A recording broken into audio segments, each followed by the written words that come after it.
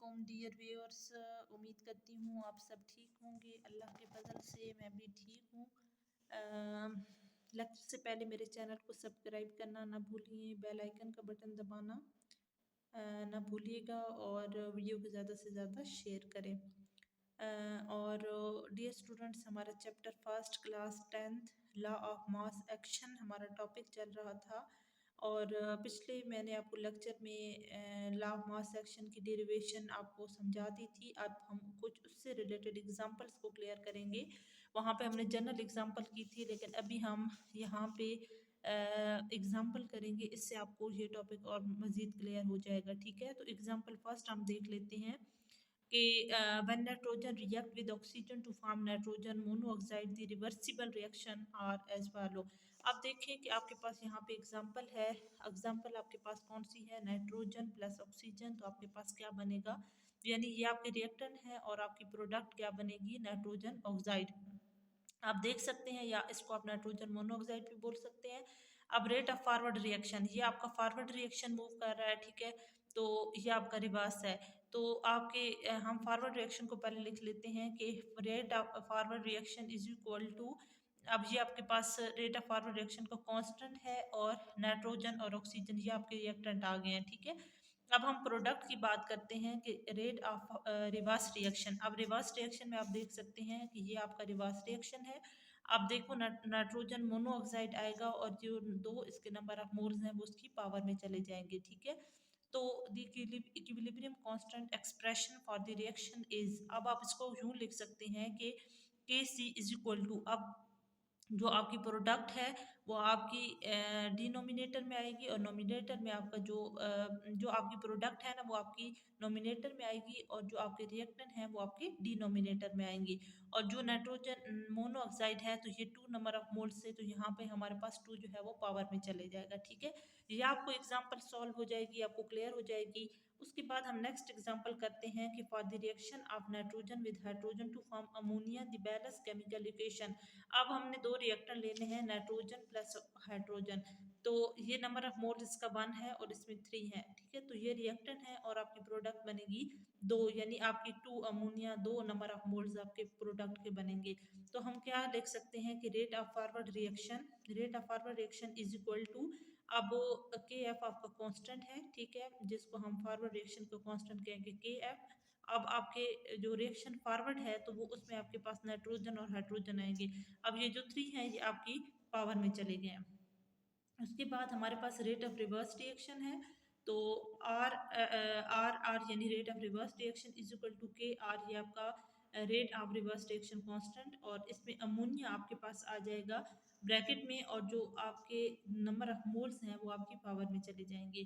तो the expression for the equilibrium constant for this reaction is, हम उसको यूँ लिख सकते हैं कि K C is equal to product over reactant, यानी प्रोडक्ट आपकी जो होगी वो आपकी नोमिनेटर में आएगी और जो रिएक्टेंट है वो डिनोमिनेटर में आ जाएंगे। ठीक है, तो यहाँ पर दो हमारी एग्जांपल सॉल्व हो गई है। ठीक है, ये आप देख सकते हैं।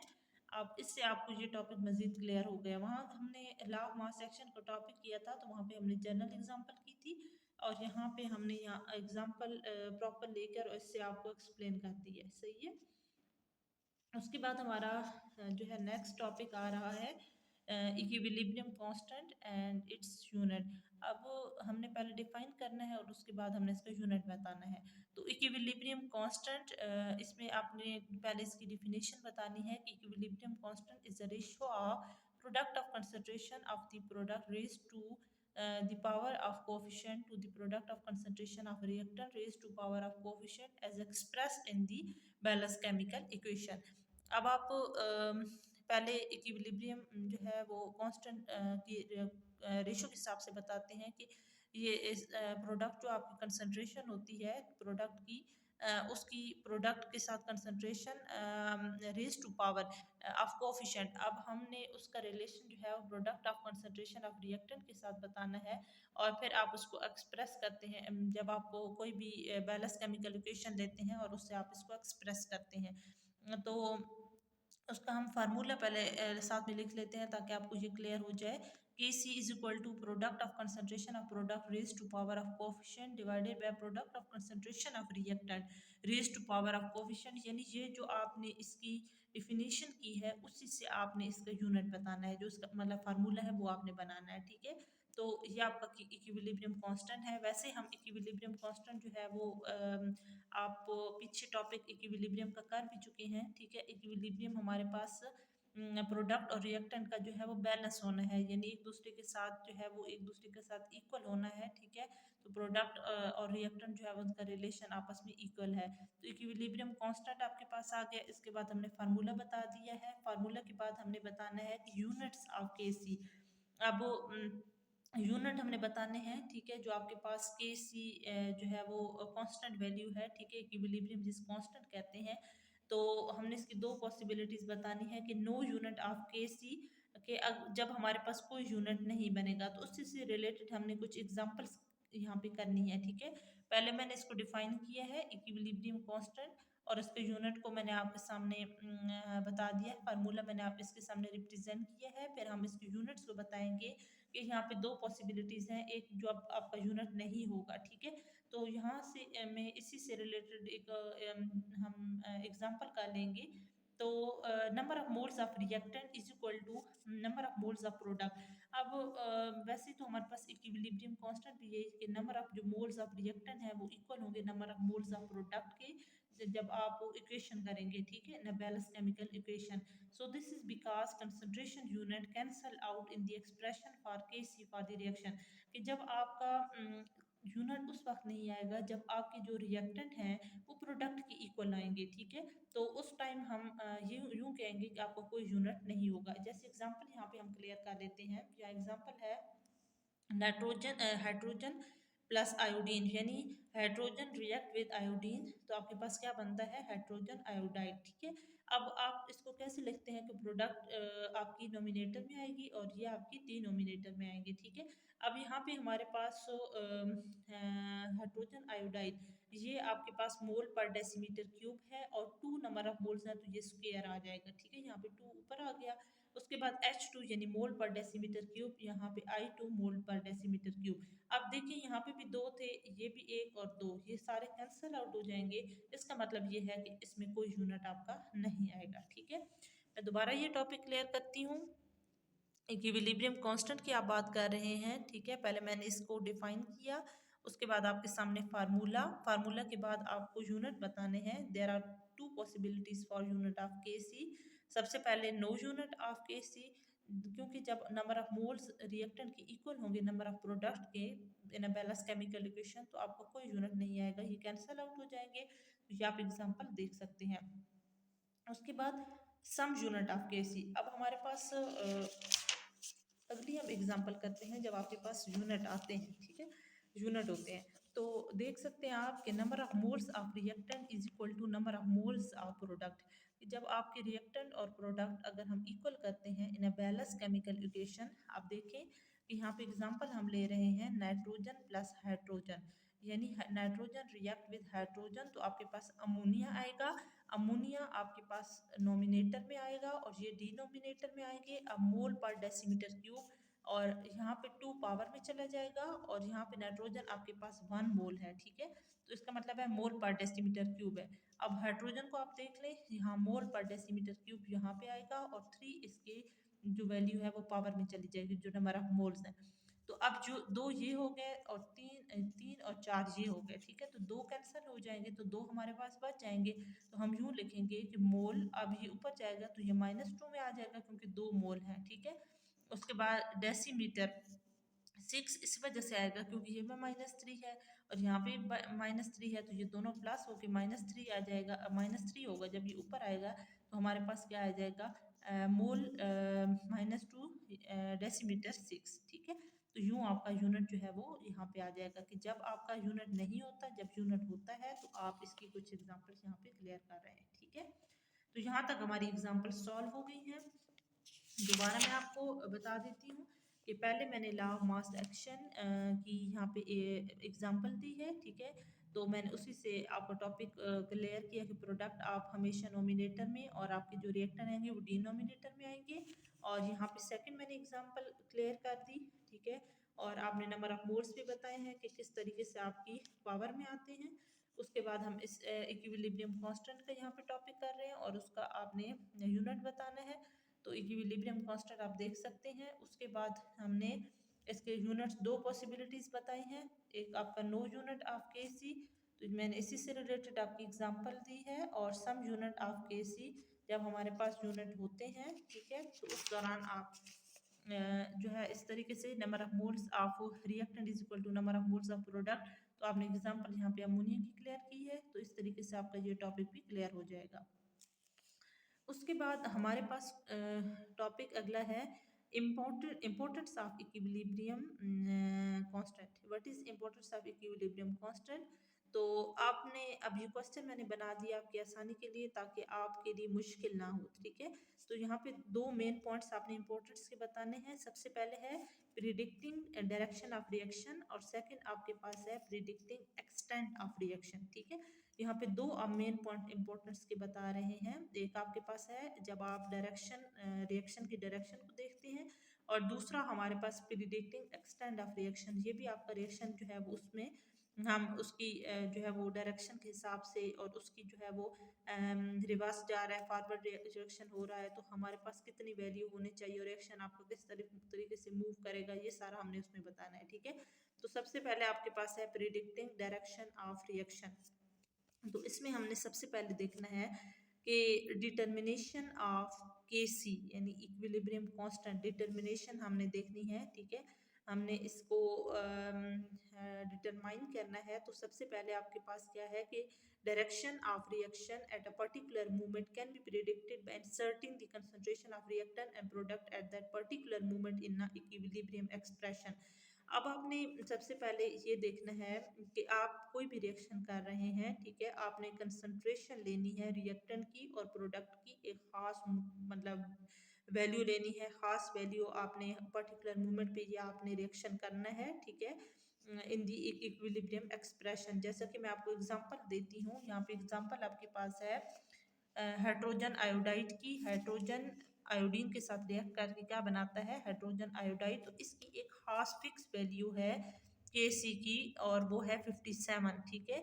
और इसके लिए आपने क्या करना है एट 700 केल्विन, यानी इसके लिए आपने खास जो है वो वैल्यू लेनी है के सी की, और खास जो है वो आपने इसके लिए टेम्परेचर रखना है, ठीक है। तो हमने देखना है आगे डिटर्मिनेशन ऑफ रिएक्शन। अब क्यों सी हम करेंगे, यानी रिएक्शन क्वेश्चन, ठीक है। अब we withdraw the sample from the reaction mixture and determine the concentration of hydrogen iodine है हाइड्रोजन आयोडाइड। अब आपने यहाँ पे क्या करना है कि रिएक्शन जब भी करवाना है तो उसकी खास कंसंट्रेशन देखनी है। जैसा कि मैंने यहाँ पे हाइड्रोजन आयोडाइड लिया है, तो हाइड्रोजन आयोडाइड में मैंने यहाँ पे एक फिक्स कंसंट्रेशन ली है, ठीक है। और उसके लिए मैंने एक मिक्सचर देख सकते हैं आप, हाइड्रोजन है तो उसके लिए 0.10 मोल पर डेसीमीटर क्यूब, और आपके पास I2 है, ठीक है, आयोडीन, तो 0.20 मोल पर डेसीमीटर क्यूब, और आपकी जो प्रोडक्ट है वो आपके पास क्या बनेगी 0.40 मोल पर डेसीमीटर क्यूब, ठीक है। अब यहाँ पे टी का आपको शो हो रहा है, ये तो हाइड्रोजन है आपके पास, ये आयोडीन है, हाइड्रोजन आयोडाइड, और इनकी खास कंसंट्रेशन है, ठीक है। तो अब सबस्क्रिप्ट आपके पास क्या है, टी है, ठीक है, और इसका concentration symbols mean that concentration are measured at a some T, ठीक है। आपने यानी टी का यहाँ पे लफ्ज इस वजह से यूज हुआ है, यहाँ पे सैंपल इसकी वजह से यूज हुआ है कि आपने जो कंसंट्रेशन है उनको मेजर करना है टी पे, ठीक है, नॉट नेसेसरली एट इक्विलिब्रियम। अब क्या है कि when we put these concentration in the equilibrium constant expression we obtain value are called reaction quotient QC। so reaction quotient for the reaction is calculated। हम इसको calculate ऐसे करते हैं QC is equal to product over reactant। अब आपकी value यहाँ पे क्या है 0.40, ये आपकी वैल्यू है, ठीक है, कंसंट्रेशन, और H2 की वैल्यू यहाँ पे है, और 0.20 ये आयोडीन की यानी वैल्यू है, ठीक है, I2 की। तो हम यूँ कह सकते हैं कि ये 0.10 H2 की है, और I2 की जो वैल्यू है वो हमारे पास कितनी है 2.0, ठीक है। उसके बाद हमारे पास जो इनका इसको बैलेंस करने के बाद वैल्यू आएगी वो है 8.0, ठीक है, क्यू सी की वैल्यू। तो हमारे पास जो न्यूमेरिकल वैल्यू है वो है क्यू सी की 8.0 इज लेस देन के सी। अब वो कह रहे हैं कि जो क्यू सी की वैल्यू है वो के सी की वैल्यू से कम है, और के सी की वैल्यू आपके पास कहाँ से आई है, ये आपने ऊपर यहाँ पे मेंशन है के सी की, ठीक है। तो reaction is not at equilibrium, so it means more concentration of product. अब वो कह रहे हैं कि ये रिएक्शन आपका इक्विलिब्रियम कंडीशन में नहीं है, इसका मतलब ये है कि आपको प्रोडक्ट की कंसंट्रेशन और चाहिए, so reaction will move in a forward reaction. इसका मतलब है कि ये रिएक्शन अभी आगे और जाना चाहिए, ठीक है, क्योंकि हमारे पास जो क्यू सी की वैल्यू है वो लेस है के सी की वैल्यू से, ठीक है। तो इसका मतलब है कि ये रिएक्शन हमारे पास जो प्रोडक्ट की कंसंट्रेशन है वो कम है, तो रिएक्शन मूव आगे और करेगा। So reaction question Q C is useful because it predict the direction of a reaction. अब ये क्यू सी की वैल्यू हमारी बहुत इंपॉर्टेंट है, क्योंकि ये डायरेक्शन को बताता है पहले से रिएक्शन की। By comparing the value of Q C with K C, की जब हम हमें कब पता चलता है, जब हम दोनों का कंपैरिजन करते हैं क्यू सी और के सी, ठीक है। तो यहाँ तक डियर व्यूअर्स आप देख सकते हैं मैंने इम्पोर्टेंस बता रही हूँ कि यहाँ पे हमारी क्या वैल्यू है, इक्विलिब्रियम कांस्टेंट हम क्यों यूज़ कर रहे हैं। तो आपने पहले पहले बताना है डायरेक्शन ऑफ रिएक्शन, और सेकंड आपने बताना है प्रिडिक्टिंग एक्सटेंट ऑफ रिएक्शन। तो हम यहाँ पे डिटर्मिनेशन ऑफ के सी, ये मैंने आपको टॉपिक एग्जांपल के साथ क्लियर किया है। उसके बाद आपने डिटर्मिनेशन ऑफ क्यू सी की वैल्यू आपने बताई है, फिर उसके बाद आपने प्रोडक्ट ओवर रिएक्टेंट, इधर से आपकी वैल्यू आपको क्यू सी की मिल गई है। और यहाँ पे हमारी जो जब हम कंपैरिजन करेंगे के सी और क्यू सी की वैल्यू का, तो इसका मतलब है कि जो क्यू सी की वैल्यू है वो कम है एज कम्पेयर टू के सी। इसका मतलब है कि ये रिएक्शन अभी प्रोडक्ट की कंसंट्रेशन है वो कम है, ये रिएक्शन आगे मूव करना चाहिए, ठीक है। और क्यू सी की वैल्यू बहुत यूजफुल है, क्यों, क्योंकि जब हम कंपैरिजन करते हैं क्यू सी और के सी का, तो मतलब हमें वो वहाँ से डायरेक्शन पता चलती है, ठीक है।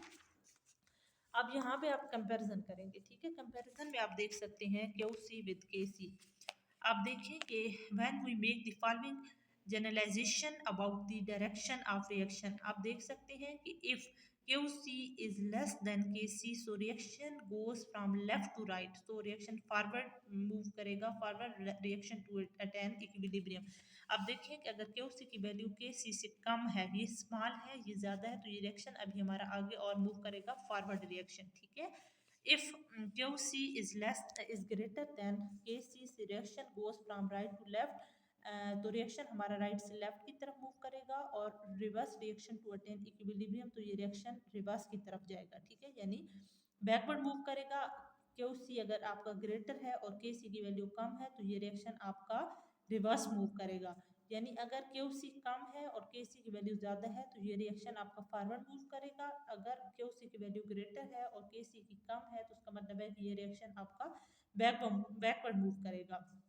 If QC is equal to KC, अगर दोनों इक्वल हैं तो forward and reverse reaction take place at equal rate, so equilibrium has been attain.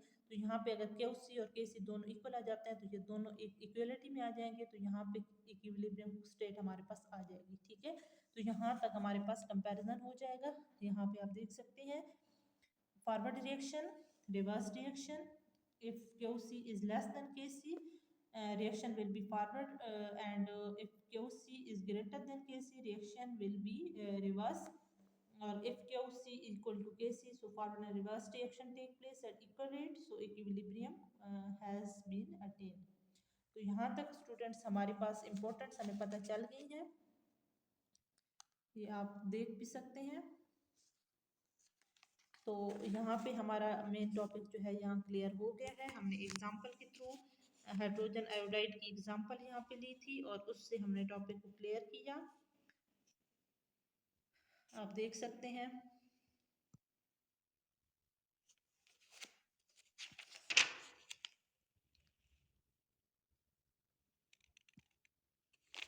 तो आज हमने students law of mass action, इसकी दो एग्जांपल्स, और उसके बाद इक्विलिब्रियम कांस्टेंट और उसके यूनिट्स को हमने एक्सप्लेन किया विद एग्जांपल्स